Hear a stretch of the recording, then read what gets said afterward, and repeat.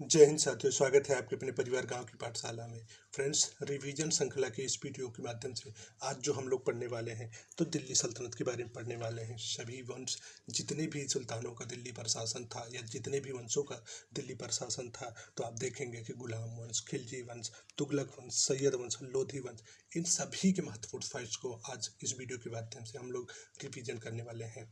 तो फ्रेंड्स, शुरुआत करते हैं आज के इस वीडियो की। अगर बात करें फ्रेंड्स दिल्ली सल्तनत के बारे में, तो आपको देखने को मिलेगा कि दिल्ली सल्तनत का जो काल था या दिल्ली सल्तनत का काल पीरियड जो था, तो आपको देखने को मिलेगा कि 1206 ईस्वी से लेकर के 1526 ईस्वी तक, यानी लगभग आपको देखने को मिलेगा कि कई बार एग्जाम पूछता है कि दिल्ली सल्तनत का कार्यकाल कितना था या कितना समय था, या टोटल बात करें तो दिल्ली पर जो मुस्लिम सुल्तानों का शासन था, तो उसमें आपको देखने को मिलेगा फ्रेंड्स कि 320 वर्षों तक जो कि दिल्ली पर मुस्लिम सुल्तानों का शासन था। उसमें अगर बात करें तो 5 प्रमुख वंश होते हैं। बात करें जो फ्रेंड्स आपको देखने को मिलेगा, गुलाम वंश, खिलजी वंश, तुगलक वंश, सैयद वंश और लोधी वंश। ये 5 प्रमुख वंश होते हैं जो दिल्ली की गद्दी पर बैठते हैं। तो यहाँ से बहुत सारे एग्जाम फ्रेंड्स आपको क्वेश्चन देखने को मिलेगा। तो पूछता है कि दिल्ली की गद्दी पर बैठने वाला पहला वंश कौन सा है, तो गुलाम वंश हो जाएगा। अगर वहीं बात करें कि सबसे लंबा कार्यकाल किस वंश का था, ये दिल्ली की गद्दी पर बैठने वाला सबसे लंबे समय तक कार्यकाल किस वंश का था, तो आपसे यहाँ क्वेश्चन बहुत सारे एग्जाम पूछेगा। तो बात करें तो तुगलक वंश। वहीं फ्रेंड्स आपसे ये भी क्वेश्चन पूछता है कि दिल्ली की गद्दी पर बैठने वाला सबसे कम कार्यकाल किस वंश का था, तो आप बताएंगे। या बात करें दिल्ली की गद्दी पर शासन करने वाला सबसे कम वंश कौन सा था, तो आपको देखने को मिलेगा कि खिलजी वंश। तो जनरली यहाँ से ऐसे क्वेश्चन आपको देखने को मिलते हैं। उन सभी क्वेश्चंस को आज हम 1 बाय 1 करके डिटेल में डिस्कशन करते हुए चलते हैं। बात करें फ्रेंड्स भारत पर शासन करने वाले 5 वंशों के सुल्तानों को, शासनकार को दिल्ली सल्तनत या सल्तनत हिंद के या सल्तनत दिल्ली या सल्तनत हिंद के नाम से जाना जाता था। बात करें इनमें 5 प्रमुख वंश थे जिनमें आपको देखने को मिलेगा गुलाम वंश, खिलजी वंश, तुगलक वंश, सैयद वंश और लोधी वंश। बात करें इनके पीरियड के बारे में कि गुलाम वंश कब से कब था या टोटल कितने वर्षों तक जो कि दिल्ली पर शासन किया था, तो फ्रेंड्स आपको देखने को मिलेगा गुलाम वंश का जो काल था वो या शासन काल था वो था 1206 से लेकर के 1290 तक, यानी आपको लगभग देखने को मिलेगा फ्रेंड्स 84 वर्षों तक जो कि दिल्ली के शासन पर या दिल्ली पर गद्दी जो राज्य किया था वो गुलाम वंश ने किया था। वहीं फ्रेंड्स आपसे यहाँ से भी क्वेश्चन देखने को मिलता है कि दिल्ली की गद्दी पर बैठने वाला पहला वंश जो कि गुलाम वंश था। बात करें खिलजी वंश के बारे में, तो खिलजी वंश का जो शासन था, तो फ्रेंड्स कई बार एग्जाम में दे देता है कि इनको क्रम से मिलाना होता है या वंश के हिसाब से मिलाना होता है कि कब से कब कितना पीरियड था किसका। तो बात करें तो 1290 से लेकर के 1320 तक, यानी लगभग आपको देखने को मिलेगा कि फ्रेंड्स 30 वर्षों तक जो कि दिल्ली की गद्दी पर शासन किया था, तो खिलजी वंश ने किया था। अगर बात करें तुगलक वंश के बारे में, तो 1320 से लेकर के 1414 ईस्वी तक, यानी लगभग आपको देखने को मिलेगा कि 96 वर्षों तक, यानी सबसे लंबा जो शासन काल था वो तुगलक वंश का ही था। यहाँ से भी क्वेश्चन आपको देखने को मिलेगा। सैयद वंश बात करें तो 1414 से लेकर के 1451 ईस्वी तक आपको देखने को मिलेगा कि दिल्ली की गद्दी पर शासन जो करने वाला था तो लोधी वंश था, सैयद वंश था। वहीं बात करें लोधी वंश के बारे में, तो फ्रेंड्स आपको देखने को मिलेगा कि 1414 से लेकर के 1526 ईस्वी तक, यानी बाबर के द्वारा जब पानीपत का, ये बात करें पानीपत का प्रथम युद्ध होता है तो इब्राहिम लोधी और बाबर के मध्य होता है। वहीं से यानी लोधी वंश के जो अंतिम शासक थे इब्राहिम लोधी और बाबर के मध्य जब युद्ध होता है, तब वहाँ से मुगल साम्राज्य की स्थापना होती है। यानी इब्राहिम लोधी हार जाते हैं और बाबर वहाँ से जीत करके उस युद्ध के मुगल साम्राज्य की स्थापना कर देते हैं। तो जो बात करें दिल्ली सल्तनत, तो दिल्ली सल्तनत का जो अंत होता है तो वो होता है 1526 ईस्वी में। अगर बात करें फ्रेंड्स ये जो ऊपर के 4 हैं, तो आपको देखने को मिलेगा कि मूलतः तुर्क थे। जब हमने आपको पढ़ाया था कि अरब मुस्लिम आक्रमण और तुर्क मुस्लिम आक्रमण, तो हमने आपको पढ़ाया था कि अरब मुस्लिम आक्रमण में जो मोहम्मद बिन कासिम आया था, वहीं तुर्क मुस्लिम आक्रमण हमने महमूद गजनवी, मोहम्मद गौरी और दिल्ली सल्तनत के बारे में आपको पढ़ाया था। तो जो ये ऊपर के 4 वंश है, तो आपको देखने को मिलेगा कि ये तुर्क थे। वही एक अंतिम वंश जो कि लोधी वंश, ये अफगान थे। तो यहाँ से जनरल क्वेश्चन पूछता है कि दिल्ली की गद्दी पर बैठने वाला एकमात्र अफगान वंश कौन था? तो लोधी वंश था। कार्यकाल की बात करें तो 1451 से लेकर यानी 1451 से लेकर के आपको देखने को मिलेगा कि 1526 तक जो शासन था तो लोधी वंश का शासन था दिल्ली की गद्दी पर। अगर बात करें, कई बार फ्रेंड्स कई समस्याएं होती हैं कि ये वंश हमें याद नहीं होते, तो उसके लिए हम लोग ट्रिक के सहारा ले सकते हैं या लंबे समय तक याद करने के लिए हम ट्रिक का सहारा ले सकते हैं। तो अगर बात करें ट्रिक के बारे में तो फ्रेंड्स आपको देखने को मिलेगा कि गुलाब खिले तो सांस लो, गुलाब खिले तो सांस लो। अगर बात करें फ्रेंड्स, आप इससे एक चीज़ रिलेट कर सकते हैं या एक वाक्य के माध्यम से, एक सेंटेंस के माध्यम से इस चीज़ों को याद कर सकते हैं। जितने भी दिल्ली सल्तनत की बात करें वंश थे, उन सभी को फ्रेंड्स आप याद कर सकते हैं। तो गुलाम खिले तो ला सांस लो, यानी गुलाब से गुलाम वंश, खिले से खिलजी वंश, तो से तुगलक वंश, सांस से सैयद वंश, लो से लोधी वंश। यानी आपको देखने को मिलेगा कि जैसे कि हमने भी पढ़ा कि दिल्ली सल्तनत 5 वंशों का शासन था, जिनमें गुलाम वंश, खिलजी वंश, तुगलक वंश, सैयद वंश और लोधी वंश। तो फ्रेंड्स इसको याद कैसे रखें, क्योंकि कई बार समस्याएं होती हैं कि कौन सा शासनकाल था जो क्रम से था। तो क्रम की अगर बात करें तो पहले गुलाम, फिर खिलजी, फिर तुगलक, फिर सैयद वंश, फिर आपको देखने को मिलेगा कि लोधी वंश। तो क्रम से याद करने के लिए आप इस सेंटेंस को याद कर सकते हैं, जिससे कि आप हमेशा के लिए एक क्रम याद हो जाएगा। तो गुलाम वंश, खिलजी वंश, अगर बात करें तुगलक, सैयद और लोधी वंश। वहीं बात करें फ्रेंड्स, आपको दूसरी समस्या आती है कि इनके संस्थापकों को कैसे याद करें, क्योंकि कई बार होता है कि ये चीज़ें मिक्स हो जाती हैं। तो उससे बचने के लिए आप उसका भी सेंटेंस याद कर सकते हैं। एबक जल गया खाना बनाने में, या एबक जल गया खीबो। तो आपको देखने को मिलेगा जिस क्रम से वंश दिए गए हैं सेम वैसे ही उनके संस्थापक दिए गए हैं। तो एबक से कुतुबुद्दीन ऐबक, जल से जलालुद्दीन, गया से गयासुद्दीन तुगलक, यानी जो तुगलक वंश के संस्थापक हैं वो गयासुद्दीन है। वहीं आप खिलजी वंश या सैयद वंश के संस्थापक खिज्र खां हैं।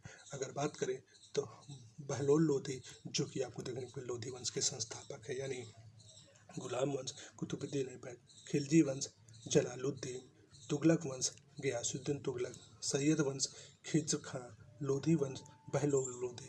यानी ऊपर से क्रम जिस हिसाब से वंशों का दिया गया है सेम वैसे ही उनके संस्थापकों का दिया गया है। तो फ्रेंड्स आप इन चीज़ों को याद कर सकते हैं। आई होप कि यहाँ पर आपको समझ में आया होगा। अगर बात करें फ्रेंड्स कार्यकाल के बारे में तो कई बार पूछता है कि दिल्ली सल्तनत पर सबसे लंबा कार्यकाल किसका था, सबसे छोटा कार्यकाल किसका था। तो इससे को भी आप एक सेंटेंस के माध्यम से याद कर सकते हैं। तो तुगलक सखी, यानी ये सेंटेंस है तुगलक सखी। बात करें तुगलक से तो आपको देखने को मिलेगा तू से तुगलक वंश, गा से आपको देखने को मिलेगा गुलाम वंश, ला से लोधी वंश, सखी से सैयद वंश, खी से खिलजी वंश। यानी सबसे लंबा कार्यकाल हमने आपको बताया कि लगभग 96 वर्षों का जो दिल्ली की गद्दी पर शासन करता है तो तुगलक वंश। उसके बाद आपको देखने को मिले 84 वर्ष जो कि गुलाम वंश, फिर लोधी वंश, फिर सैयद वंश, फिर खिलजी। यानी सबसे छोटा कार्यकाल जो था वो खिलजी वंश का था। तो कितना था, तो लगभग जो आपको देखने को मिलेगा 30 वर्षों तक शासन करता है। तो इस चीज़ को भी फ्रेंड्स आप लोग नोट कर लेंगे, क्योंकि यहाँ से भी जनरल क्वेश्चन बहुत सारे एग्जामों में पूछता है कि सबसे लंबा कार्यकाल दिल्ली सल्तनत पर किस वंश का था, तो तुगलक था। सबसे छोटा कार्यकाल किसका था, तो आपको देखने को मिलेगा कि खिलजी वंश का था। अगर बात करें फ्रेंड्स इस यहाँ से संबंधित कुछ और महत्वपूर्ण फैक्ट्स के बारे में, तो अब वन बाय वन करके जितने भी वंश हुए थे, गुलाम वंश, खिलजी वंश, तुगलक वंश, उन सभी के बारे में रिविजन कर लेते हैं। तो बात करें फ्रेंड्स, पहला जो वंश था, ये पहला जो दिल्ली सल्तनत पर वंश था तो गुलाम वंश था। गुलाम वंश के कार्यकाल की बात करें तो हमने आपको पहले बताया कि गुलाम वंश का जो कार्यकाल था, यह शासनकाल का समय था वो 1206 ईस्वी से लेकर के 1290 तक, यानी लगभग इस चीज़ को भी आप लिख लीजिएगा कि 84 वर्षों तक जो शासन था दिल्ली की गद्दी पर बैठा कर शासन किया था तो गुलाम वंश था। बात करें इस वंश को गुलाम इस वंश इसलिए कहते हैं क्योंकि इसके संस्थापक कुतुबुद्दीन ऐबक मोहम्मद गौरी के गुलाम थे। आपने देखा था कि जब मोहम्मद गौरी भारत आते हैं तो उनके साथ जो उनका गुलाम कुतुबुद्दीन ऐबक आते हैं, जब मोहम्मद गौरी वापस अब जा रहे होते हैं तो वो अपने गुलाम को यानी कुतुबुद्दीन ऐबक को भारत की सत्ता सौंप करके वापस चले जाते हैं। अगर बात करें यहाँ से दरबारी भाषा पूछता है तो दरबारी भाषा जो कि फारसी थी, तो यहाँ से बहुत सारे एग्जाम फ्रेंड्स आपको देखने को पूछेगा कि जो गुलाम वंश था उसकी दरबारी भाषा क्या थी, तो फारसी थी।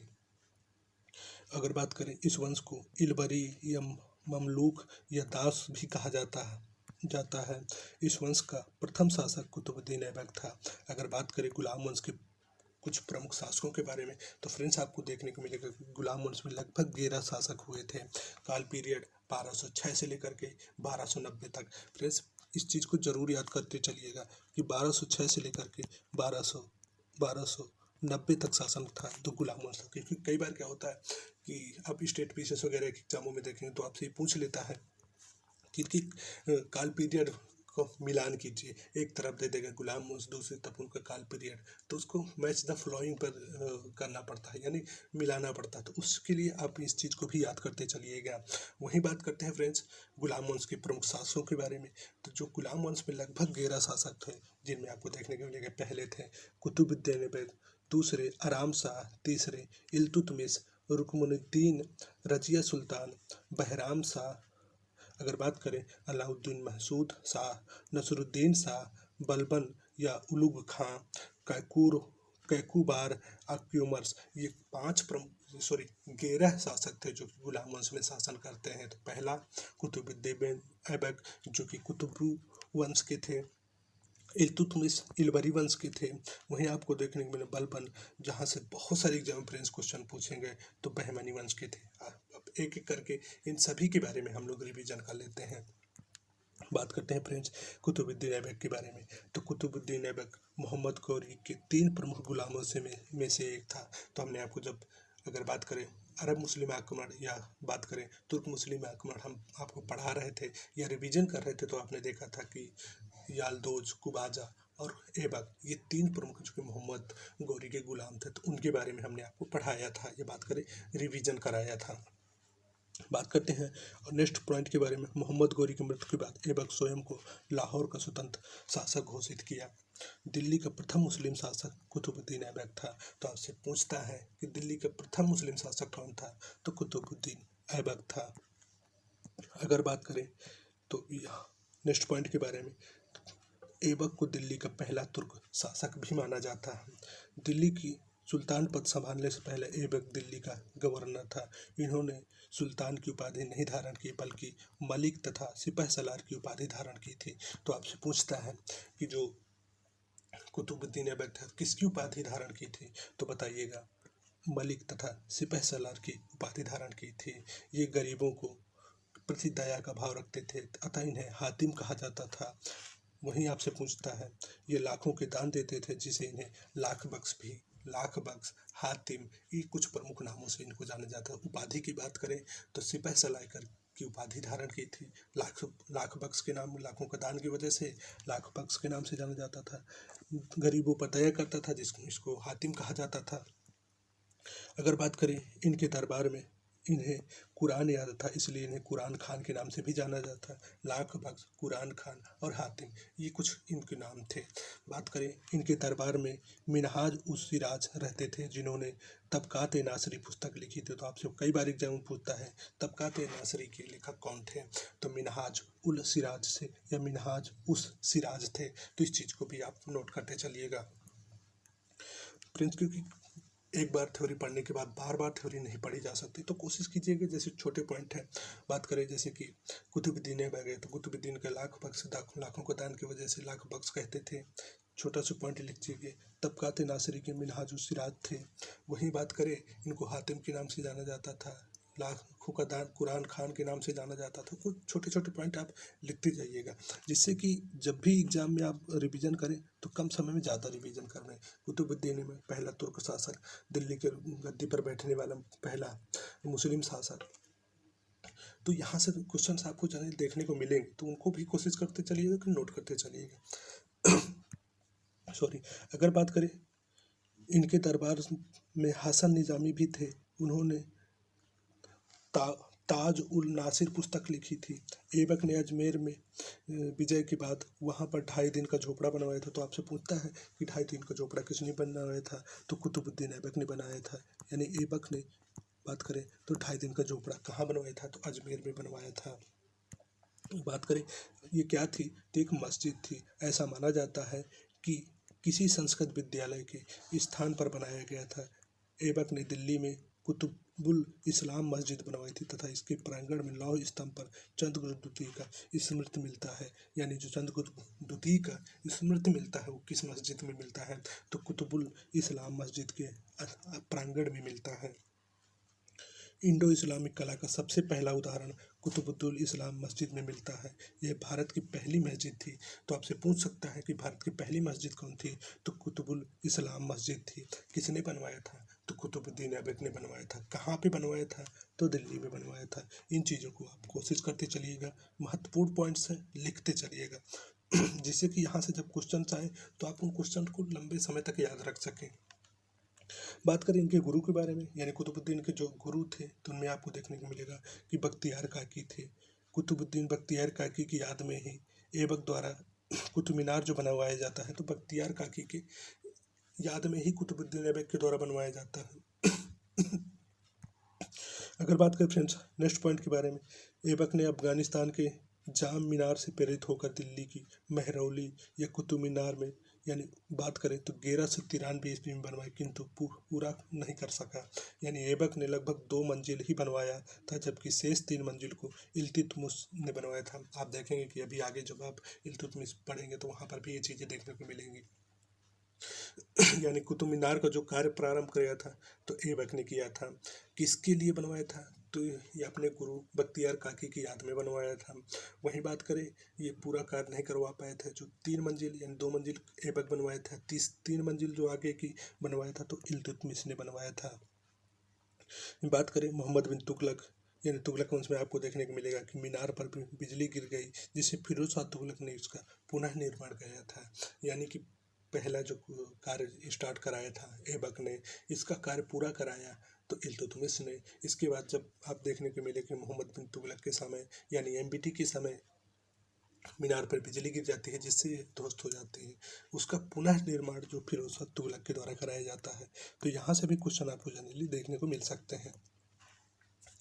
अगर बात करें नेक्स्ट पॉइंट के बारे में, अलाउद्दीन खिलजी, इस मीनार के प्रतिद्वंदी मीनार के रूप में अलाई मीनार बनवाया या प्रारंभ किया, किंतु इंजीनियरों की गलती के कारण यह सफल नहीं रहा। यानी आपको देखने को मिले जो खिलजी वंश के अलाउद्दीन खिलजी थे, तो इन्होंने इसकी प्रतिद्वंदी में एक अलाई मीनार बनवाया था जो वो सफल नहीं हो पाए थे। यानी इंजीनियरों की गलती के कारण से वो सफल नहीं हो पाए थे। अगर बात करें कुछ और पॉइंट्स के बारे में, तो अलाउद्दीन खिलजी ने कुतुबुल इस्लाम मस्जिद के प्रवेश द्वार पर अलाई दरबार बनवाया था। तो यहाँ से भी आप क्वेश्चन पूछ सकता है। 1210 में लाहौर में चौगन या पोलो खेलते समय घोड़े से गिरने से कुतुबुद्दीन ऐबक की मृत्यु हो जाती है। तो फ्रेंड्स यहाँ से क्वेश्चन पूछता है किस मुस्लिम शासक की जो मृत्यु चौगान या पोलो खेलते समय हुई थी, तो कुतुबुद्दीन ऐबक की हुई थी। कब हुई थी, तो 1210 ईस्वी में हो गई थी। इस चीज़ को जरूर नोट कर लीजिए कि यहाँ से बहुत सारे एग्जाम में पूछा गया है कि चौकोन या पोलो खेलते समय किस मुस्लिम शासक की मृत्यु हुई थी, तो कुतुबुद्दीन ऐबक की हुई थी।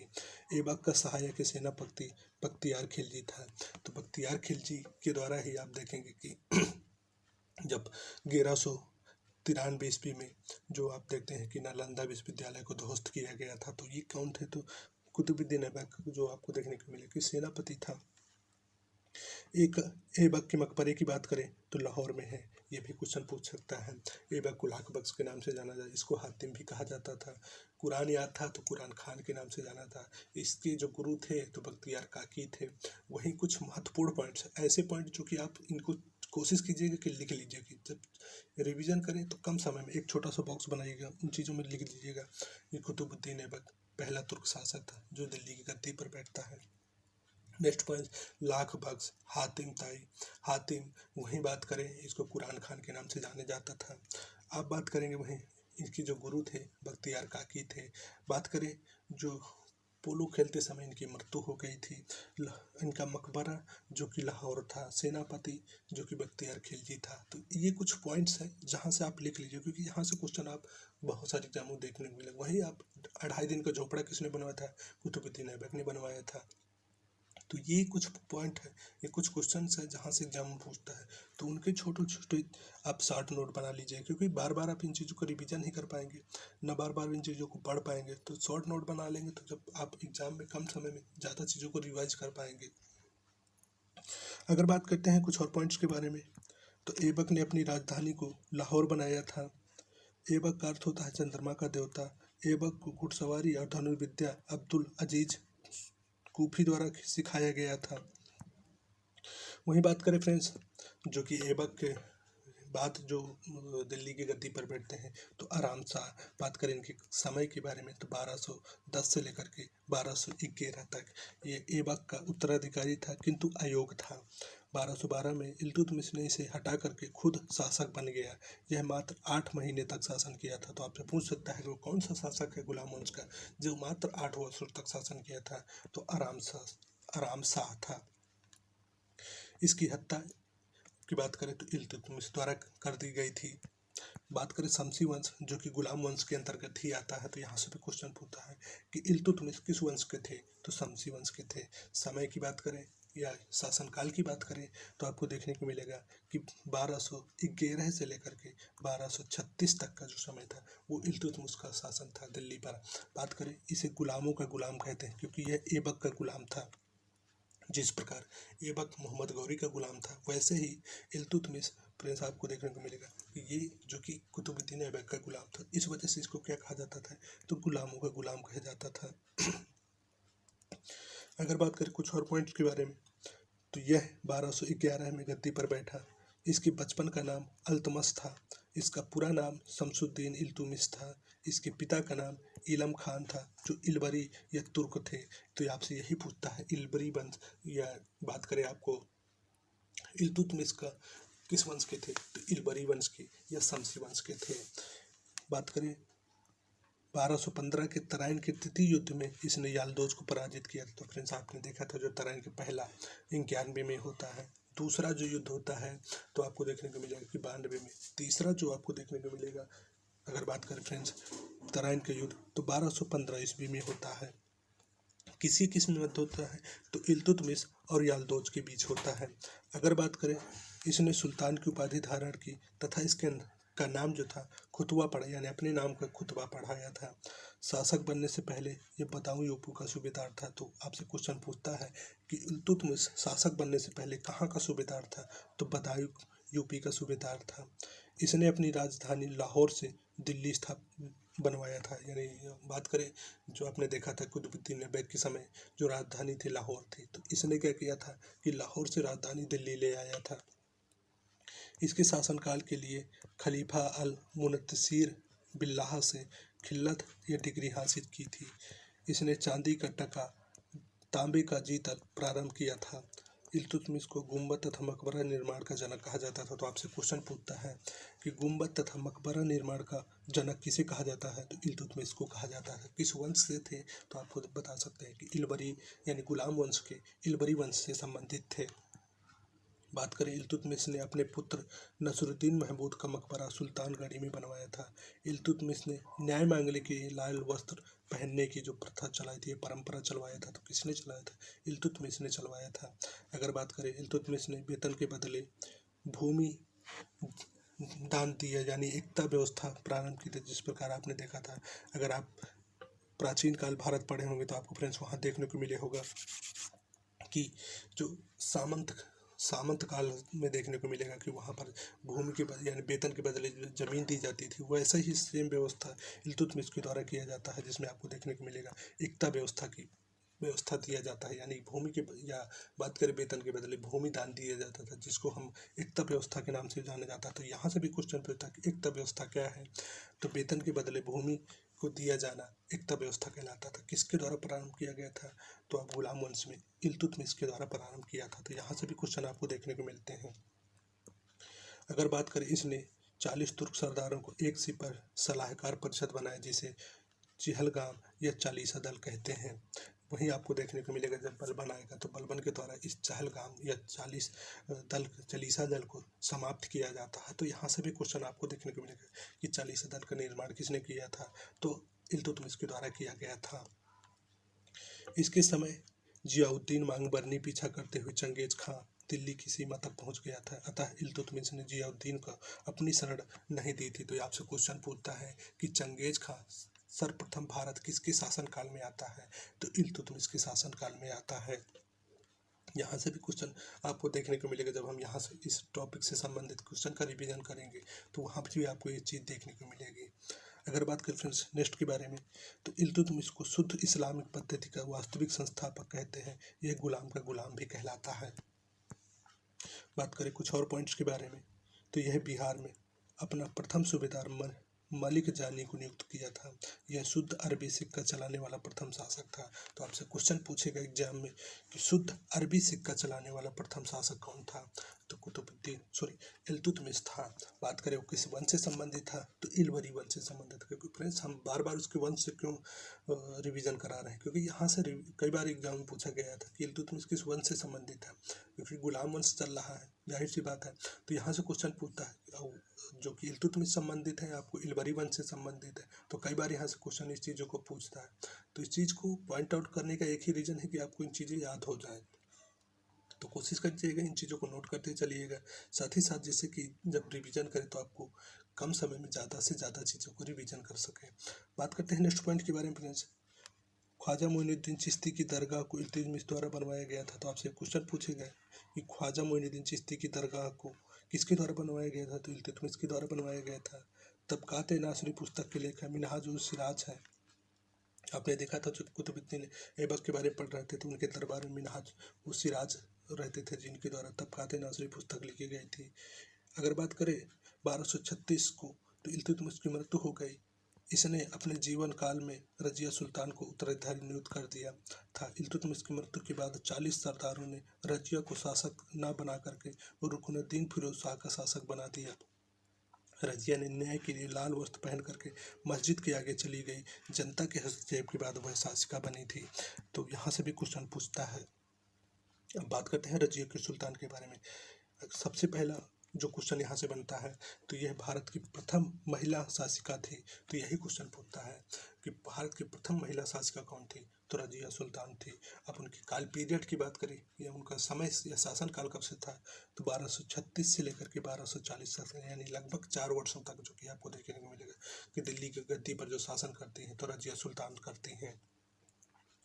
बात करें यह पुरुषों की भांति ही वस्त्र पहन करके शासन करने वाली, जो कि 40 तुर्क सरदारों को पसंद नहीं था। दिल्ली के मलिक याकूत यानी असुसाला का जो प्रधान था के साथ रजिया का घनिष्ठ संबंध थे। तवर हिंद भटिंडा के इक्तादार मलिक अल्तुनिया ने रजिया के अधीनता मानने से इनकार कर दिया, जिस कारण रजिया ने उस पर आक्रमण कर दिया। किंतु युद्ध में खुद को हारता देख रजिया ने अल्तुनिया से विवाह कर लिया। किंतु रास्ते में लौटते समय डाकुओं के हमले में हरियाणा के कैथल में रजिया की अल्तुनिया की हत्या कर दी थी। तो आपसे पूछता है कि बात करें तो रजिया सुल्तान की शादी किससे होती है, तो आप देखेंगे कि जो अल्तुनिया के बात करें, अल्तुनिया के जो राजा थे तो उनसे होती है। सिपह सलाहकार थे तो उनसे होती है। वहीं आपको बात करें इनकी मृत्यु कहाँ होती है, तो कई बार एग्जाम पूछता है, तो हरियाणा के कैथल में होती है। शासनकाल 36 से लेकर 1236 से लेकर के 12 से 40 ईस्वी तक जो आपको देखने को मिलेगा कि रजिया सुल्तान का शासन था। बात करें दिल्ली में 40 सरदारों ने याकूत की हत्या कर दी थी। रजिया एक असफल शासिका साबित हुई और इसका प्रमुख कारण उसका महिला होना था। इतिहासकारों एल्फिस्टिस का कहना है कि अगर रजिया महिला न होती तो उसका नाम भारत के महान शासकों में लिया जाता। वहीं फ्रेंड्स आपको देखने को मिलेगा कि इतिहास के मिनहाज कहा था, यानी इतिहासकार मिनहाज ने कहा था कि भाग्य ने उसे पुरुष नहीं बनाया, वरना उसके समस्त यानी बात करें तो उसके जो समस्त गुण थे वो एक लाभ उसके लिए लाभप्रद हो सकते थे। रजिया में वो प्रशंसनीय गुण थे जो एक सुल्तान में होने चाहिए था। अगर बात करें रजिया सुल्तान की बात, जो कि गुलाम वंश के शासक हुए थे, तो बहराम शाह हुए थे। बात करें शासन काल के, तो 1240 ईस्वी से लेकर के 1242 ईस्वी तक जो शासन था वो बहराम शाह का था। रजिया सुल्तान के बाद बहराम शाह 1240 ईस्वी में दिल्ली की गद्दी पर बैठा। बहराम शाह को दिल्ली के एक तुर्क सर्द द्वारा बंदी बना करके 1242 ईस्वी में इसकी हत्या कर दी गई थी। वहीं उसके बाद बहराम शाह के बाद हमने आपको पढ़ाया था कि अलाउद्दीन मसूद शाह, जो कि नेक्स्ट जो आपको बात करें दिल्ली की गद्दी पर बैठे थे, तो कब बैठे, तो 1242 ईस्वी में बैठा था। कब तक शासन था, तो आपसे ये क्वेश्चन पूछ सकता है, तो 1246 तक था। यानी 1242 से लेकर के 1246 तक जो शासन था वो अलाउद्दीन मसूद शाह का था। बात करें फ्रेंड्स कुछ और पॉइंट्स के बारे में, ये सिक्कों पर बगदाद के अंतिम खलीफा का नाम सर्वप्रथम अंकित कराया था, तो बहराम शाह ने कराया था। अगर बात करिए अपना अमीर हाजिब गयासुद्दीन बलबन को नियुक्त किया था। बलबन के षड्यंत्र के द्वारा 1246 ईस्वी में अलाउद्दीन मसूद शाह को सुल्तान पद से हटाकर नसरुद्दीन महमूद को गद्दी पर बैठाया गया। बात करें नेक्स्ट जो कि गुलाम वंश के शासक थे, तो नसरुद्दीन शाह थे। शासनकाल की बात करें तो 1246 से लेकर के 1266 तक था। यह एक मित व्ययी, ये कम खर्चीला शासक था। तो आपसे पूछता है कि दिल्ली पर गद्दी पर बैठने वाला सबसे कम खर्चीला शासक कौन था, तो नसरुद्दीन शाह था। ये टोपी सिल करके अपना जीवन यापन किया था। तो ये भी क्वेश्चन कई बार एग्जाम में पूछा जा चुका है। बात करें इसने एक गुलाम को चालीसा दल के स्थान दिया, यह गुलाम बलबन था। इसने बलबन को उलुग खां की उपाधि दिया था। तो आपसे कई बार क्वेश्चन पूछता है कि बलबन को उलुग खान की उपाधि किसने दिया था, तो नसरुद्दीन शाह ने दिया था। इसके समय बलबन की शक्ति बहुत ही बढ़ गई थी। इसकी मृत्यु 1265 ईस्वी के बाद इसका उत्तराधिकारी गयासुद्दीन बलबन था। यह दिल्ली की गद्दी पर बैठा तो 1246 ईस्वी में बैठा था। गए नसरुद्दीन का मकबरा की बात करें तो सुल्तानगढ़ ही में स्थित है। अब सबसे ज़्यादा जो फ्रेंड्स आपको देखने को मिले गुलाम वंश से क्वेश्चन पूछता है तो बलबन से पूछता है। तो इसको कोशिश कीजिएगा कि काफ़ी डिटेल में पढ़ेंगे और जितने भी महत्वपूर्ण पॉइंट्स हैं हम उनको पॉइंट आउट करते जाएंगे। तो आप कोशिश कीजिए कि इन चीज़ों को नोट्स बना लीजिएगा। तो बात करें अगर बलबन के बारे में तो आपको देखने को मिलेगा 1266 से लेकर के 1286 तक, यानी लगभग आपको देखने को मिलेगा कि 20 सालों तक जो कि दिल्ली की गद्दी पर शासन किया था तो बलबन ने किया था। यह ईरान का रहने वाला था। इसका पूरा नाम तो गयासुद्दीन बलबन था। ये कई बार पूछता है कि बलबन का पूरा नाम क्या था। यह बलबन का समय काल शासन काल कब से कब तक, तो 1266 से 1286 था। पूरा नाम की बात करें गयासुद्दीन बलबन था। कहाँ का रहने वाला था, तो ईरान का रहने वाला था। तो दिल्ली की सुल्तान का पद संभालने से पहले बलबन नसरुद्दीन सुल्तान का प्रधानमंत्री था। रजिया सुल्तान के समय बलबन अमीर शिकार के पद पर था। दिल्ली के सुल्तान पद संभालने से पहले बलबन को मसूद शाह सुल्तान ने अपना अमीर हाजिब बनाया था। यह गद्दी पर कब बैठा दिल्ली में, तो 1266 ईस्वी में बैठा। इसने सजदा यानी घुटने पर बैठकर नवाजा और पैगोस पाँव को चूमना जैसी ईरानी पद्धति को भारत में लागू किया गया था। तो आपसे क्वेश्चन पूछता है सजदा और पैगोस जैसी पद्धति भारत पर किसने लागू किया था, तो बलबन ने लागू किया था। बात करें सर्वप्रथम इसने नौरोज त्यौहार यानी फारसी भी जो प्रारंभ किया था तो किसने किया था, तो बलबन के द्वारा किया गया था। राजा के राजत्व सिद्धांत को किसने लागू किया था, तो बलबन के द्वारा लागू किया गया था। वहीं बात करें राजा ईश्वर का प्रतिनिधित्व माना जाता था, ऐसा बलबन का कहना था। वहीं आपको देखने को मिलेगा रक्त एवं लौह की नीति किसने लागू की थी, तो बलबन के द्वारा लागू की थी। तो यहीं से क्वेश्चन आपको देखने को मिलेगा सजदा और पैगोस, बलबन, नौरोज त्योहार, बलबन, राजा का राजत्व सिद्धांत बलबन के द्वारा, रक्त एवं लौह की नीति बलबन के द्वारा लाई गई थी। बात करें बलबन ने चालीसा दल को समाप्त किया था। तो चालीसा दल का जो निर्माण इल्तुतमिश के द्वारा किया जाता था, समाप्त किसके द्वारा किया गया, तो आप देखेंगे कि बलबन के द्वारा जो चालीसा दल या 40 तुर्क सरदारों का जो एक संगठन बनाया गया था तो उसको समाप्त किया था बलबन के द्वारा। बलबन यूपी के गढ़मुक्तेश्वर में एक मस्जिद बनवाई थी। नसरुद्दीन महमूद ने बलबन को उलुग खान की उपाधि दिया था। तो अभी हमने अब पढ़ा था जब नसरुद्दीन का शासनकाल पढ़ रहे थे कि जो बलबन को उलुग खान की उपाधि दी थी तो नसरुद्दीन महमूद ने दी थी। बात करें यह फारसी अपने दरबार का गठन फारसी पद्धति पर किया था। यह अपनी शक्ति को संगठित करने के बाद ध्येय जिले इलाही का उपाधि धारण किया था। अगर बात करें बलबन ने अपने स्वयं को नायब ई खुदाई कहा था। प्रथम बार इमारत में मौजूद शाही मेहराब बलबन के मकबरा में देखा गया था। भारत में प्रथम बलबन का मकबरा जो कि शुद्ध इस्लामिक शैली में निर्मित किया गया था। बलबन ने सीमा विस्तार की नीति को नहीं अपनाया था। इसके शासनकाल में विद्रोह करने वाला तुगरील खान बंगाल का गवर्नर बना था। बलबन दिल्ली का प्रथम सुल्तान था जिसने दरबार में गैर इस्लामिक प्रथाओं का प्रचलन किया था। इसी के समय सेना को वंशानुगत बना दिया था। इसने दीवाने अर्ज नामक सैन्य विभाग की स्थापना की थी। तो आपसे कई बार पूछता है कि दीवाने अर्ज नामक सैन्य विभाग की स्थापना किस किस शासनकाल में की गई थी? तो बलबन के शासनकाल में की गई थी। फारसी कवि अमीर खुसरो अमीर हसन बलबन के दरबार में रहते थे। तो आपसे क्वेश्चन पूछता है कि अमीर खुसरो किसके दरबार में रहते थे? तो बलबन के दरबार में रहते थे। 1246 ईस्वी में फिरोज शाह ने इसकी हत्या कर दी, जिसे जलालुद्दीन खिलजी भी कहते हैं। अगला शासक कैकुबार बना जो कि अयूब शासक था। इसने 1 वर्ष तक शासन किया था। बात करें कैकुबार के बारे में तो कैकुबार जो कि शासन था 1287 से लेकर के 1290 तक शासन किया था। यह दिल्ली की गद्दी पर 1287 में बैठा। यह मुइयुद्दीन की उपाधि धारण किया था। इसके सेनापति का नाम जलालुद्दीन फिरोज खिलजी था। जलालुद्दीन फिरोज खिलजी द्वारा इसकी हत्या करके इसे यमुना नदी में फेंक दिया गया था। बात करें नेक्स्ट के बारे में तो आपको देखने को मिलेगा जो अगला शासक है यानी 11वां शासक जो आपको देखने को मिलेगा गुलाम वंश का, तो शमसुद्दीन कैमूर्स था। कैमूर्स का पुत्र शमसुद्दीन को कैमूर्स की उपाधि धारण दिया गया था। यह गुलाम वंश का अंतिम शासक था। तो आपसे पूछता है क्वेश्चन कि गुलाम वंश का अंतिम शासक कौन था? तो शमसुद्दीन कैमूर्स था। पहला शासक कौन था? तो कुतुबुद्दीन ऐबक था। तो यहाँ से भी फ्रेंड्स आपको क्वेश्चन देखने को मिलेगा, तो इस चीज़ों को नोट कर लीजिएगा।